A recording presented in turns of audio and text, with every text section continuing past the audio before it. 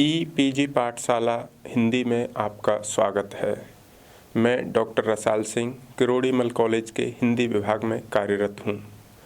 आज हम आधुनिक कविता 2 प्रश्न पत्र के अंतर्गत कुंवर नारायण की काव्य भाषा के संदर्भ में चर्चा करेंगे। इस पाठ के अध्ययन के उपरांत आप कुंवर नारायण की काव्य संवेदना और भाषा शैली के अंतः संबंध से परिचित हो सकेंगे। कुंवर नारायण की काव्य भाषा के वैशिष्ट्य से परिचित हो सकेंगे। इसके अलावा कुंवर नारायण की कविताओं की विशिष्ट भाषा और रचना प्रक्रिया से परिचित हो सकेंगे। शब्द का विकल्प शब्द हो सकता है, परंतु एक सही कविता में शब्दों के विकल्प नहीं होते। शब्द सटीक भावबोध की पुष्टि करते हैं। कुंवर नारायण ने अपनी कविता में शब्दों की तरफ से दुनिया को देखते हुए कहा कि किसी भी शब्द को एक आतशी शीशे की तरह जब भी घुमाता हूँ आदमी, चीज़ों या सितारों की ओर, मुझे उसके पीछे एक अर्थ दिखाई देता है। अर्थ ध्वनियों की खोज की मशक्कत कविता में सबसे ज़्यादा होती है। कुंवर नारायण की पहचान सटीक भावबोध की अभिव्यक्ति में संलग्न सार्थक भाषा के खोजी कवि के रूप में है। उनकी काव्य भाषा इतनी मुलायम, विनम्र और मुकम्मल है कि शब्दों के विकल्प का प्रश्न ही नहीं उठता। अज्ञेय के बाद कुंवर नारायण दूसरे ऐसे बड़े कवि हैं जो घोषित रूप से भाषा के संधान पर सबसे अधिक चर्चा करते हैं। वे कहते हैं, मेरा मानना है कि कविता में सौंदर्य बोध का सवाल एक भाषा की पूरी संस्कृति से जुड़ा होता है। एक कविता का सौंदर्य जितनी गहराई से एक भाषा में रचा बसा होगा, उसका किसी अन्य भाषा संस्कृति में प्रत्यारोपण उतना ही मुश्किल होगा।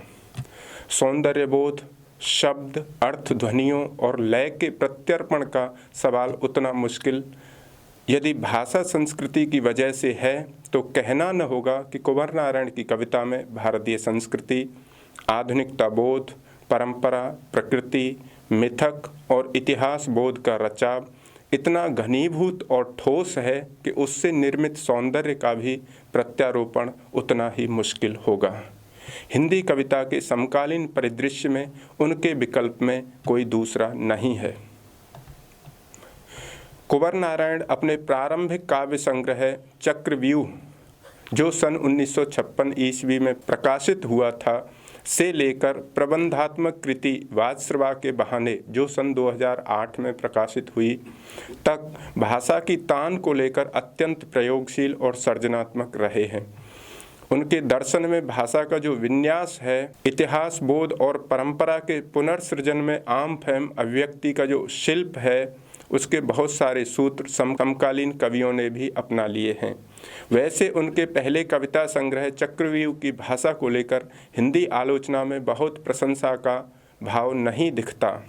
इसमें नई कविता के शिल्प और स्वभाव की छाया तो मौजूद है, कहीं कहीं उससे भी पहले के काव्यांदोलन छायावाद के शब्द और वाक्य विन्यास की भी झलक मिल जाती है, पर उसमें भाव के स्तर पर पुराने काव्यांदोलन की पुनरावृत्ति कहीं से नहीं है। जैसे, प्रिय इन आँखों के नीले एकांत में प्यार के अनकहे भावों को उमगने दो, या फिर ओ मानव के विवेक, ओ विचार, बुद्धि, ज्ञान, धैर्य, प्यार, कुछ तो तुम्हारा होगा इतिहास कहीं, जीवन चंगेजों का केवल अट्टहास नहीं।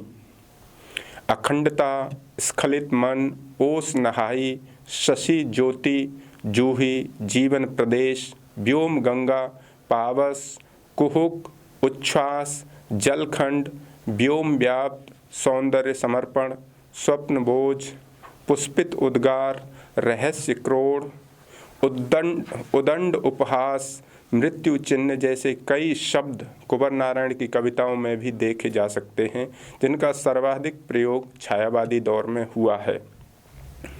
लेकिन मात्र शब्दों के प्रयोग भर से भावबोध की पुनरावृत्ति नहीं हो जाती। कविता में हम देख सकते हैं कि छायावादी शब्दों के बीच में कवि ने इतिहास, चंगेज और अट्टहास जैसे शब्दों के प्रयोग से टटकी अर्थ छवि गढ़ दी है। चक्रव्यूह की भाषा में विविधता का पूर्ण निर्वाह है। एक दूसरी तरह की भाषा देखें। गंदी दीवार पर गिद्धों की बस्ती, खाने को मिलती है ये लाश यहाँ सस्ती।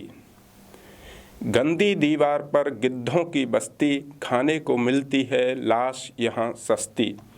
इसी संग्रह की कुछ ऐसे भी यह दुनिया जानी जाती है कविता इस बात का श्रेष्ठ नमूना है कि इसमें न केवल पुराने भावबोध से काव्य मुक्ति दर्ज है, बल्कि जटिल से जटिलतर होती दुनिया को व्यक्त करने के लिए शब्द खंडों की खोज है। पागल से लुटे लुटे, जीवन से छुटे छुटे, ऊपर से सटे सटे, अंदर से हटे हटे, कुछ ऐसे भी यह दुनिया जानी जाती है।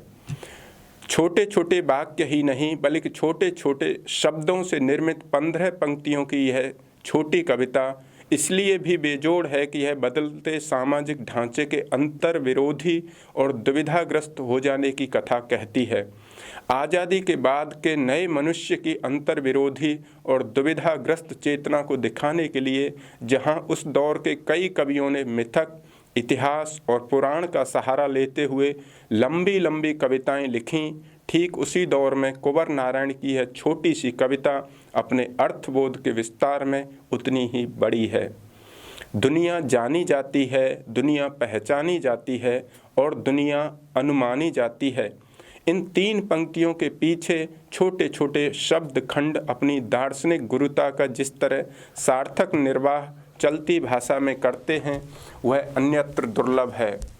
हालांकि इसी तरह की भाषा श्रृंखला बहुत बाद में दुनिया की चिंता, जो सन 2002 में प्रकाशित इन दिनों संग्रह में संग्रहित है, में भी देखी जा सकती है।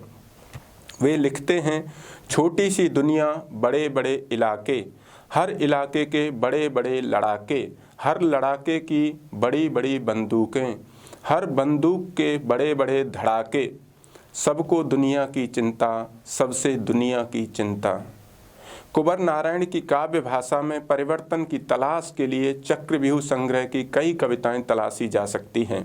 मसलन बीज, मिट्टी और खुली जलवायु कविता की 2 पंक्तियां देखें। दास, जब तुम किसी को आराध्य करते हो, तुम मुझे कुछ सोचने पर बाध्य करते हो। ये भाषिक बदलाव के चिन्ह हैं, एक छटपटाहट जो भाव और शिल्प के एकात्म में गहराई से मौजूद है। इस कविता की अंतर्ध्वनि है, बुद्धि को हर दास्ता से मुक्त रहने दो। मुक्ति सिर्फ बुद्धि की ही नहीं होती, भावों की भी होती है। वह मुक्ति कुंवर नारायण के भाषिक विधान में भी दिखती है। सजग कवि जानता है कि दास्ता केवल विचारों और जीवन पद्धतियों में ही नहीं होती, बल्कि शब्द संस्कृति की भी अपनी होती है, जो भावबोध की निर्मिति का प्रारंभिक कारण होता है। अज्ञेय ने प्रयोगवाद से लेकर नई कविता तक का एक लक्ष्य पुरानी शब्द श्रृंखला पर हल्ला बोलने का बना रखा था। अज्ञेय को पुराने उपमानों से परहेज है, उनके लिए ये उपमान मैले हो गए हैं। कुंवर नारायण की सजगता अज्ञेय से इस रूप में भिन्न है कि वे पुराने शब्दों और उपमानों को लेकर आक्रामक नहीं हैं। उनके यहाँ परहेज से ज़्यादा शब्दों की सजग स्वीकृति है। कवि का मानना है कि वे लिखते हैं, वैसे अपने लिए मैंने कविता में किसी खास तरह की भाषा या शब्दों की सीमा नहीं बनाई। हिंदी के संपूर्ण नए पुराने भाषाई क्षेत्र को प्रामाणिक मानकर कविता को खुली छूट दी है। न उर्दू से परहेज रखा, न संस्कृत से, न केवल बोलचाल की भाषा तक सीमित रहा और न ही पारंपरिक काव्य भाषा तक। यही वजह है कि कुंवर नारायण को हिंदी का विनम्र कवि कहा जाता है। कवि जिस जमीन की उपज है वह नई कविता या तीसरा सप्तक की जमीन है। इस काव्यांदोलन की एक अनिवार्य कड़ी है परंपरा से अलगाव। इस आंदोलन के कुछ कवि तो परंपरा को ध्वस्त करने में ही कविता की सार्थकता देखते हैं, लेकिन कुंवर नारायण इस मत को लेकर कहीं भी वोकल नहीं है। चक्रव्यूह में ही वरासत नाम की 6 पंक्तियों की एक छोटी सी कविता है। कौन कब तक बन सकेगा कवच मेरा, युद्ध मेरा मुझे लड़ना, इस महाजीवन समर में अंत तक कटिबद्ध, मेरे लिए यह व्यूह घेरा, मुझे हर आघात सहना, गर्भ निश्चित मैं नया अभिमन्यु, पैतृक युद्ध। परंपरा के पुनर्सृजन के बीच कुंवर नारायण के कवि कर्म के शुरुआती दौर में ही पड़ चुके थे। यह बोध इतना सहज और ठोस था कि वह आत्मजयी से लेकर वाजश्रवा के बहाने तक विकसनशील रहा है। इतिहास, मिथक, पुराण और परंपरा जिस विराट काव्य सौंदर्य के साथ प्रकट होते हैं, उसका सशक्त माध्यम वह भाषिक बहुलता ही रही जिसका कवि ने परिष्कार किया, अपनत्व दिखाया और नए बोध के साथ पुनः प्रचलित किया। इन स्मृतियों में दर्शन पुराण से लेकर इतिहास बोध तक शामिल हैं, परंतु यहाँ पुनरावृत्ति के रूप में, न ही पुनर्सृजन के रूप में। यही देशज आधुनिकता है जिसकी निर्मित के लिए पुराने शब्दों को रगड़ा जाता है। कुंवर नारायण की कविता हर उस भाषा बोध से गाढ़े संबंध की कविता है जो मनुष्य की गरिमा को ताप देती है और हर तरह की कुरूपता के विरुद्ध है। चक्रव्यूह कविता की ये कुछ पंक्तियां हैं। मैं बलिदान इस संघर्ष में कटु व्यंग हूँ उस तर्क पर, जो जिंदगी के नाम पर हारा गया, जिसको पूज कर मारा गया। लोकतंत्र और जनता जैसे प्रचलित शब्दों को बिना अपनाए मिथकीय आख्यान के भीतर कवि ने जो बिंब उभारा है वह न केवल आधुनिक है बल्कि समकालीन जीवन की त्रासदी को ज़्यादा सटीक ढंग से व्यक्त भी करता है।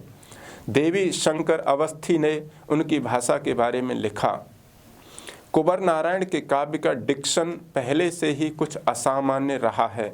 विराम चिन्हों, पैरेंथेटिक शब्दों, कभी नितांत लंबे एवं कभी एकदम छोटे वाक्यों, अनकहे पर कुछ कहते हुए छूटे हुए स्थान, कभी अटपटी शब्द योजना आदि के द्वारा कवि ने जिस गठन शैली को उपस्थित किया है वह हमारी भाषा की क्षमता को बढ़ाता है। कुंवर नारायण की यह भाषाई विशेषता उनकी बाद की कविताओं में भी लक्षित है, मगर कुछ ज़्यादा पैने ढंग से। कुंवर नारायण की काव्य भाषा बोलचाल की भाषा होते हुए भी प्रगल्भ अनुभूति के स्तर पर अत्यधिक सूक्ष्म और अनेकार्थता की संभावना से युक्त भाषा है। उनकी एक कविता है तुमने देखा, उसकी अंतिम पंक्तियां हैं, मैंने चाहा तुमसे अधिक सुंदर कुछ कहूँ, उस विरल क्षण की अद्वितीय व्याख्या में सदियों तक रहूँ, लेकिन अव्यक्त लिए मीठा सा दर्द बिखर गया इधर उधर मोहताज शब्द। यह कविता खत्म होने पर भी मस्तिष्क में घुमड़ती रहती है, केवल एक प्रेम कविता की वजह से नहीं बल्कि शब्द शक्ति की वजह से। इस कविता में दृश्य की उपस्थिति और उस उपस्थिति की और अधिक चाहत में, उसकी व्याख्या में भाषा का बिखराव प्रेम को और अधिक गहरा कर देता है। अज्ञ ऐसी जगहों पर मौन का सहारा लेते हैं, परंतु कुंवर नारायण शब्दों को मोहताज मानते हुए भी उसके गढ़न से च्युत नहीं होते। कुंवर नारायण के शब्दों में काव्य शब्द काव्येतर शब्द से अधिक समावेशी, बहुकोणीय, बहुस्तरीय और सक्रिय होता है। इसी कारण मुक्तिबोध ने कुंवर नारायण की भाषा पर टिप्पणी करते हुए कहा, कुंवर नारायण ने अपना एक शिल्प विकसित कर लिया है जिसमें कहने की सादगी, संवेदना की तीव्रता, रंगों की गहराई और ख्यालों की लकीरें साफ साफ उभर कर आती हैं। यदि मैं अपनी व्यक्तिगत शब्दावली में कहूँ तो उसका टेक्निक वस्तुतः जनतांत्रिक है। कुंवर नारायण ने कविता को जीवन से बेहद प्यार की भाषा माना है और कहा है कि कविता उपलब्ध नहीं होती, अन्वेषित होती है। यह कवि का अपना एक ऐसा निष्कर्ष है जो जीवन और भाषा दोनों को एक साथ साधता है। वे लिखते हैं, भाषा की ध्वस्त पारिस्थितिकी में आग यदि लगी हो तो पहले वहाँ लगेगी जहाँ ठूंठ हो चुकी होंगी अपनी जमीन से रस खींच सकने वाली शक्तियाँ। जीवन और भाषा दोनों यदि किसी कृत्रिम ढर्रे को अपना लेंगी तो उनका सूखना तय है। बिना शोर किए भाषा की यह अनुगूंज कुंवर नारायण से पहले हिंदी कविता में अनसुनी थी। कवि के शब्दों में कविता करते समय मेरी खास चिंता यह रहती है कि शब्दों का भाषा के उस विशेष दृष्टिकोण से इस्तेमाल हो जो मूलतः साहित्यिक है, यानी कि जिसका सीधा संबंध मनुष्य और उसके बृहत्तर हितों से है, जिसे बराबर खोजते और साफ करते रहना जरूरी है, क्योंकि उसे ही धोखा देना सबसे आसान और आकर्षक है। इस तरह शोर करने की जगह सभ्यता की हर हड़बड़ी, गड़बड़ी और लड़खड़ाहट को अपनी पैनी भाषा दृष्टि से भेदते हुए कविता में दर्ज करने का शालीन तरीका ही कुंवर नारायण को समकालीन कवियों में अलग पहचान देता है। दुष्यंत कुमार के शब्दों में वास्तव में कुंवर नारायण ऐसे कवि हैं जो अपनी अभिव्यक्ति में सादे, कथ्य में अत्यंत पैने और प्रभाव उत्पन्न करने योग्य भाषा के निर्माण में बेजोड़ हैं। अपने बजाय कविता तो इसी का उदाहरण है। उसमें भी सूखने से बचाना है, रफ्तार से जीते दृश्यों की लीलाप्रद दूरी को लांघते हुए। भाषा को लेकर कई कविताएं कुंवर नारायण ने लिखी हैं। कई बार वे जीवन और कविता दोनों के गंभीर सवालों को भाषा का भी सवाल मानते हैं। अतः कवि के यहाँ भाषा, कविता और जीवन का एक पूरा दर्शन मौजूद है, जिसमें आदमी के बने रहने का शोर नहीं बल्कि भरोसा है। कविता वक्तव्य नहीं, गवाह है। कोई चाहे भी तो रोक नहीं सकता भाषा में उसका बयान, जिसका पूरा मतलब है सच्चाई, जिसकी पूरी कोशिश है बेहतर इंसान। धूमिल के लिए कविता भाषा में आदमी होने की तमीज है या उनकी बौखलाहट का बयान है, जबकि कुंवर नारायण काव्य सिद्धांत के इस सर्वमान्य रास्ते से गुजरते हुए भी धूमिल के भाव बोध से अलग हो जाते हैं। धूमिल कविता में आदमी की खोज करके रुक जाते हैं। सच की बयानबाजी और भूख से तनी हुई मुट्ठी की अभिव्यक्ति के बाद उनकी कविता की प्रक्रिया थम जाती है। लेकिन कुंवर नारायण कविता को थोड़ा आगे ले जाते हैं। उनके लिए कविता, जिसकी पूरी कोशिश है बेहतर इंसान, यानी निर्मिति का मसला है। यहाँ कविता के पास निर्मिति की दोहरी जिम्मेदारी है, जिससे गुजरकर परिस्थितियाँ और इंसान दोनों की समझ बेहतर और साफ बन जाती है। कवि बार बार कहता है, आज मैं शब्द नहीं किसी ऐसे विश्वास की खोज में हूँ जिसे आदमी में पा सकूँ। इस तरह कुंवर नारायण के यहाँ काव्य सत्य, जीवन सत्य और भाषा की सत्यता की प्रक्रिया ज़्यादा सूक्ष्म है। अतः उनके यहाँ इन सत्यों के गठन की आवाज़ मुखर नहीं बल्कि मध्यम स्वर में व्यक्त है। यही वजह है कि उनकी भाषा में वैसा आक्रोश अभिव्यक्त नहीं होता जो धूमिल और रघुवीर सहाय अनायास कर बैठते हैं। भावों की चरम सघनता में कवि सटीक भाषा का आग्रह कुछ बदले अंदाज में करता है। वह लिखता है, अंतिम दिन भाषा और भाषा के अभेद से उत्पन्न वे दिखे मुझे, जीवन की आत्मकथा जो किसी भी देश किसी भी काल में लिखी और पढ़ी जा सकती है। कुछ दिन अन्य देश काल में कविता की ये पंक्तियाँ भाषा के एकात्म की जगह भावों के एकात्म पर ज़्यादा बल देती हैं। कविता में विषय वस्तु की गंभीरता सदैव भाषा के गूढ़ शिल्प का निर्वाह नहीं करती, बल्कि कुंवर नारायण की कुछ कविताएं रघुवीर सहाय की चलती भाषा की याद दिला देती हैं। और मैं आंकड़े का कांटा चीखता चला जा रहा था कि हम आंकड़े नहीं आदमी हैं। कविता की लय में गद्यात्मक ध्वनियों को गुम्फित करने का काम कुंवर नारायण ने बखूबी किया है। रघुवीर सहाय का हर चरना आरोपित राष्ट्रवाद को क्षत विक्षत करता है, तो पाल की कविता में कन्हैया लाल की जय में शोषण की सामाजिक, आर्थिक और नकली सांस्कृतिक भूमि वहाँ दरकती है, जहाँ कांधे धरी है पाल की ला ला अशरफी लाल की। रघुवीर सहाय जहाँ छद्म राष्ट्रवाद के विरुद्ध अखिल भारतीय राजनीतिक जागरूकता को काव्य भूमि बनाते हैं, वहीं कुंवर नारायण गांव में घुस जाते हैं। शोषण की बेहद सूक्ष्म परत को पकड़ते हैं। ऐसा करते हुए वे भाषा शास्त्र के नए पुराने सांस्कृतिक बिंबों का इस्तेमाल करते हैं। कुंवर नारायण की भाषा की सूक्ष्मता शहर से लेकर गांव, वर्तमान से लेकर इतिहास, बाजार से लेकर दर्शन एवं समकालीन राजनीति से लेकर पुराण और मिथक तक, देश से लेकर देशातीत पसरी हुई है। उनकी कविता में अनुभूत सत्य न तो भाव के स्तर पर विच्छिन्न है और न ही भाषा के स्तर पर। वह एक साथ कई चीज़ों को समेटे हुए है। उसमें एक साथ कई चीज़ें उपस्थित हैं: वर्तमान, इतिहास, मिथक, पुराण, किंवदंतियाँ, राजनीति, दर्शन। इसका श्रेष्ठ नमूना लखनऊ कविता है। चलती भाषा में वर्णित एक क्लासिक का दर्द, परिवर्तन और परंपरा का पूरा बोध, जिसमें भाषा सहायक क्रिया के रूप में नहीं बल्कि स्वयं एक अंतर्दृष्टि के रूप में उभरती है, जिसके सहारे के बिना आज के लखनऊ का दर्शन संभव नहीं। यह कविता प्रतीकात्मक रूप से जितना लखनऊ को व्यक्त करती है उतना भारत को भी व्यक्त करती है।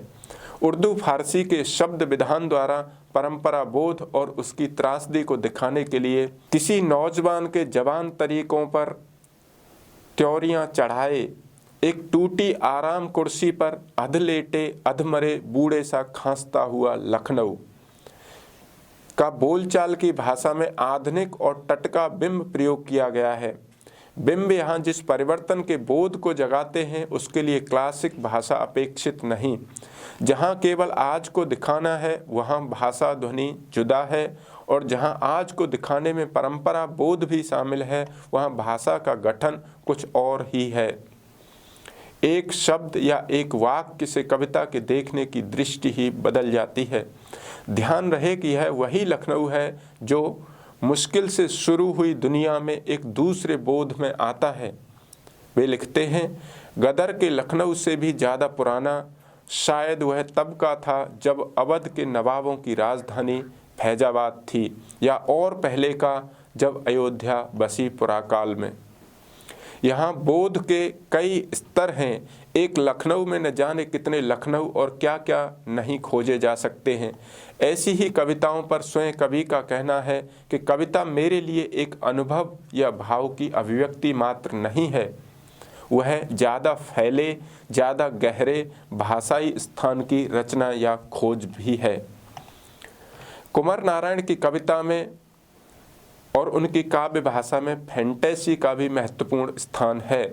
कुंवर नारायण ने अपनी 6 दशकों की लंबी रचनात्मक यात्रा में काव्य मूल्य के स्तर पर विश्वसनीय भाषा की तलाश के लिए अनवरत संघर्ष किया है।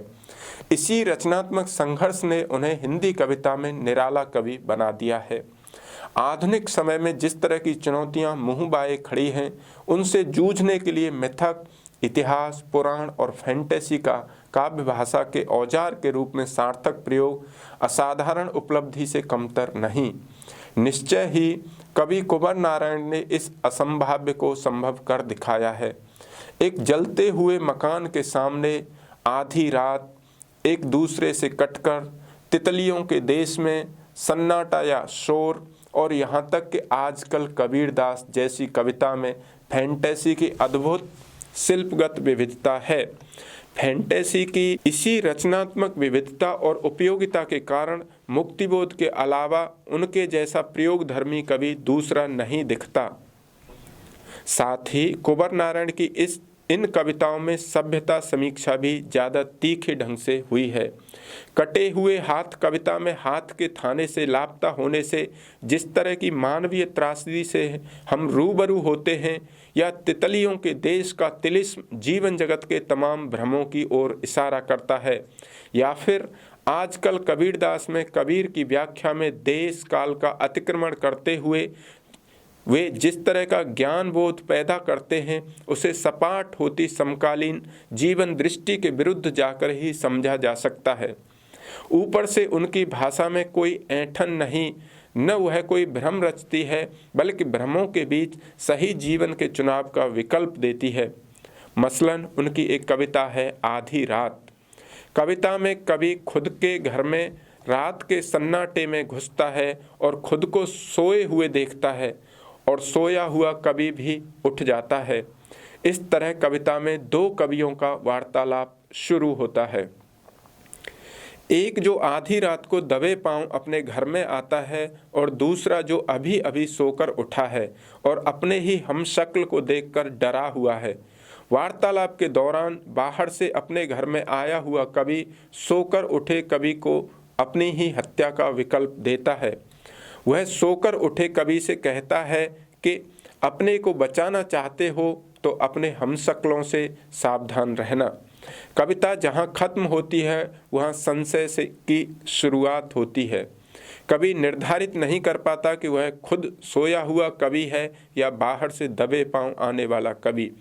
दरअसल यहाँ कविता वास्तविक जीवन मूल्य, जीवन पद्धति और सार्थकता के समानांतर खड़े छद्म की वास्तविकता की शिनाख्त में रची गई है। फैंटेसी कुछ और नहीं, एक खास तरह के संशयग्रस्त स्वप्न का शिल्प है। यह संशय आधुनिकता की पहली सीढ़ी है। जो संशयग्रस्त नहीं वह आधुनिक नहीं।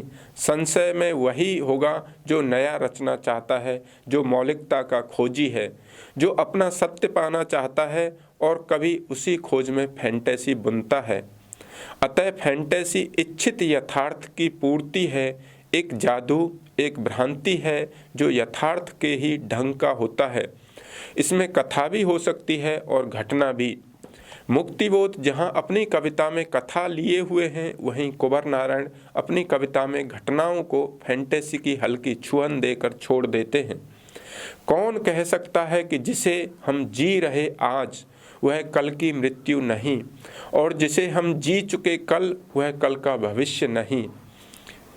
जीवन तिथियों की गणना या वर्गीकरण नहीं, वह कैलेंडर के क्रम से तय नहीं होता। उसे काल भेद में नहीं बल्कि मूल्यों से सतत जुड़ाव और कटाव के रूप में ही देखा जा सकता है। आजकल कबीरदास कविता की पंक्तियां मूल्यों के सातत्य और विभाजन की राजनीति के प्रतिपक्ष से जुड़ी हुई हैं। यहाँ आज और कल की व्याख्या में कल और आज भी हैं। अर्थात कुंवर नारायण की कुछ कविताएं दर्शन को पहले सहज भाषा में गलाती हैं, फिर उसका फैंटेसी धर्मी मर्म निकालकर सामने रख देती हैं। भारतीय चिंतन परंपरा में त्रिकाल बोध अलग अलग नहीं, इकट्ठा है। कबीर से कवि की मुलाकात उस इच्छित यथार्थ की पूर्ति है जहाँ वाजिब दृष्टिकोण के लिए सभ्यताएं ठिठकी हुई हैं। अंततः कुंवर नारायण भी मुक्तिबोध की ही तरह कुछ मूल्यों की खोज के प्रयत्न स्वरूप फैंटेसी शिल्प अपनाते हैं। यह बात अलग है कि कुंवर नारायण के लिए फैंटेसी मुक्तिबोध की तरह सर्वाधिक महत्वपूर्ण और प्रिय काव्य उपकरण नहीं है। कुंवर नारायण की काव्य भाषा में बिंबों की भी पर्याप्त मौजूदगी है। उनकी कविताओं की बड़ी ताकत उनके बिंब हैं।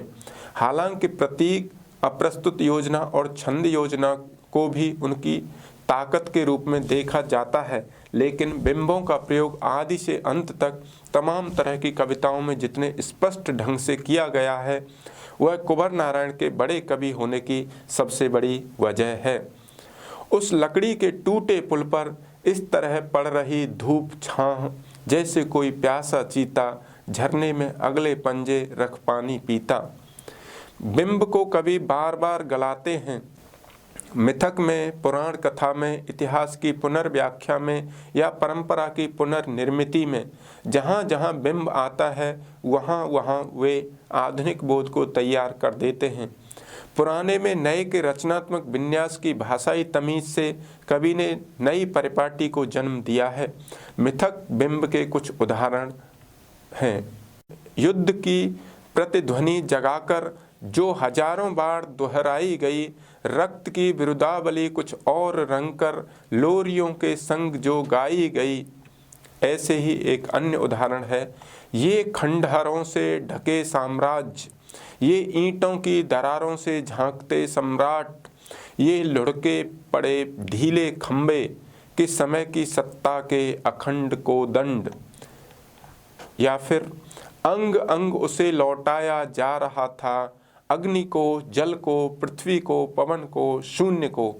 केवल एक पुस्तक बच गई थी, वह इन खेलों की जिन्हें वह बचपन से अब तक खेलता आया था। इन कविताओं में हम जहाँ पहली कविता में हिंसा को वैधानिक और अनिवार्य बनाने की कुटिल प्रक्रियाओं को दो विश्व युद्धों की पृष्ठभूमि में और दो देशों के बीच के युद्धों की पृष्ठभूमि में देख सकते हैं, वहीं दूसरी कविता में कोदंड शब्द का प्रयोग संभवतः राम की शक्ति पूजा के बाद पहली बार हुआ है। निराला ने लिखा था, विद्धांग बद्ध कोदंड मुष्टिखर रुधिर श्राव। कोदंड जहाँ निराला के यहाँ पराजय बोध से ग्रसित राम के गौरव की रक्षा के संदर्भ में आया है, वहीं कुंवर नारायण के यहाँ यह त्रासदी है। सत्ता के हिंसक सातत्य और उसकी अर्थहीनता को दिखाने के संदर्भ में बिंब को बदलने के नए अंदाज में है कोदंड। बिंब का सूक्ष्म प्रयोग पौराणिक कथा से लेकर नई फैंटेसी तक की सृजन प्रक्रिया में, और वह भी विशेष रूप से आधुनिकता बोध के संदर्भ में हाल के कवियों में सर्वाधिक कुंवर नारायण ने किया है। उनकी काव्य चेतना के विकास के समानांतर उनके बिंब निर्माण की क्षमता विकसनशील दिखाई देती है। कुंवर नारायण की भाषा में प्रतीक, अप्रस्तुत योजना और छंदों का भी बाहुल्य है।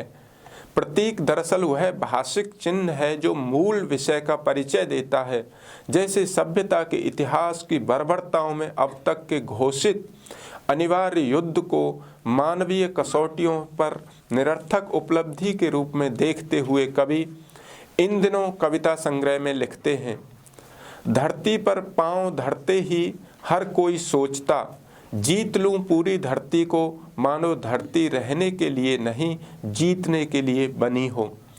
युद्ध के प्रतीक में औचित्य के विन्यास से कविता का ही नहीं बल्कि विषय का रूपांतरण इतना सहज और ठोस हो जाना, यह कवि की अपनी विशेषता है। इसी तरह अप्रस्तुत योजना प्राचीन और मध्ययुगीन काव्य के अलंकार योजना के विकल्प में आधुनिक हिंदी कविता में आई है। उसका एक नमूना देखें। ये मकान भी अजीब हैं बने ठने, तने तने न फूल न पत्तियां, बेजुबान मुंह असंख्य। आज के शहरी जीवन में वास्तविक मानवीय स्पंदनों के ह्रास की विडंबना को कविता 5 पंक्तियों में स्पष्ट कर देती है। कुंवर नारायण ने छंदों का वैसे तो कम ही प्रयोग किया है, पर जहाँ जहाँ कवि से बन पड़ा छंदों की लय से उन्होंने कविता को मजबूती से बांध दिया है। चक्रव्यूह संग्रह की ही कविता देखें, क्योंकि पत्थर हैं इसीलिए लहरें गाती हैं, क्योंकि रात है इसीलिए तारों को हंसी आती है। इस तरह हम कह सकते हैं कि कविता में संवेदना और शिल्प के जितने प्रयोग हो सकते हैं, कुंवर नारायण ने अपने 6 दशकों की काव्य यात्रा में वे सारे प्रयोग कर डाले हैं। इसकी बड़ी वजह कवि का खुला हुआ दृष्टिकोण है, जहाँ वे मानते हैं मैंने भाषा और शब्दों के प्रति अपनी अनुभूतियों, चिंतन और प्रतीतियों को बिल्कुल खुला रखा है। उन्हें शब्दों की संपूर्ण उपलब्ध संपदा के बीच कविता करते समय बिल्कुल उन्मुक्त विचरण करने दिया, बिना यह माने कि कविता की कोई खास भाषा होती है या होनी चाहिए। कविता की वही भाषा विशेष है जो एक कविता विशेष के संपूर्ण रचनात्मक तर्क और विवेक से निकलती है। निष्कर्षतः कहा जा सकता है कि कुंवर नारायण की कविता की भाषा मूलतः एक ऐसा दस्तावेज है जिसमें पिछले 6 दशकों के भारतीय जनजीवन के सपने, संघर्ष और विचारों का स्पंदन दर्ज है। वह एक कोलाज भी है जिसमें इतिहास, मिथक, परंपरा, पुराण और आधुनिकता बोध का पुनर्सृजन देशज शब्दावली के मौलिक रंगों में संभव हुआ है। कुंवर नारायण की काव्य भाषा की विशेषता यह है कि सामान्य से लेकर जटिल और जटिलतर विषय वस्तु को कविता में व्यक्त करते हुए भाषा कहीं भी लड़खड़ाती हुई नहीं लगती और न ही अबूझ दार्शनिक पहेलियों में फंसाती है।